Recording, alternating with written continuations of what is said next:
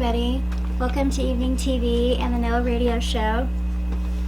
Today I want to talk to you about complicated grief. And I'm kind of using my own definition of complicated grief. There's something called complicated grief. People that use it are talking about grief that isn't going through the normal stages of grief and sort of processing in a reasonable amount of time. It's grief that goes on and on and on, is really interfering with your ability to get back to life. Okay. I'm using it differently. I'm using it a little differently. What I am referring to as complicated grief is grief that is complicated by the fact that it interferes with your ability to get support.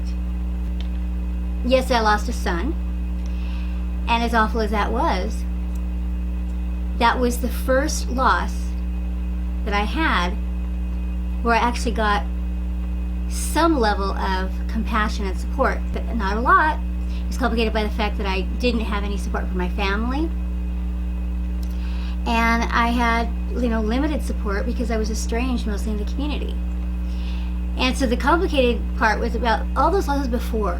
Before I lost my son, I lost everyone else. And there was no sympathy card, there was no flowers, there was no nothing. In fact, mostly I was blamed, and I know this is the case for a lot of us. A lot of us have gone through the worst possible thing you can imagine. We've been lied about, lied to, betrayed, and our world just unraveled. And on top of it all, we were blamed. On top of it all, we were abandoned. We had all these things to grieve, and no support.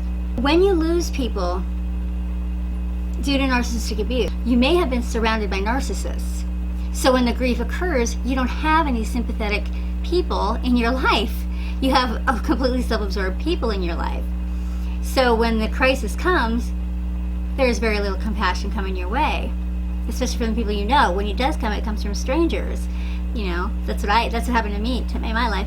The compassion that came from strangers or acquaintances, long lost neighbors, people like that. It didn't come from my own family. It didn't come from oldest friends. When you lose people this way, it is a death. It is absolutely a death.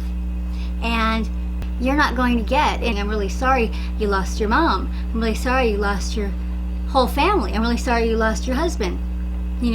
But you did. If you have a narcissistic family, you aren't sharing the grief. The grief of my son is not a shared grief.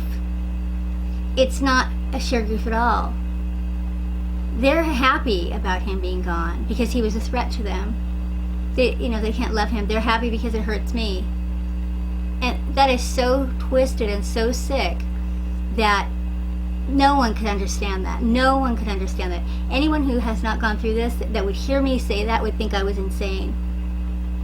And it is insane, but it is also true. Loneliest, most isolating kind of grief that there is.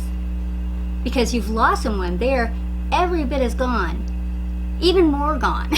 Because Noah died, my grandmother died, but they died the people I thought they were. They died the people that I loved.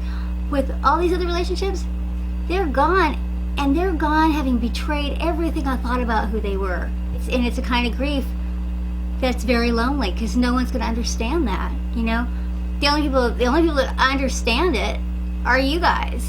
And so this is just an episode about grief, about who you thought they were, the dead relationships, the people that are alive, and the fact that you don't have support, and you don't get sympathy cards, and you're not going to get flowers, and anything about it. You're going to get blamed.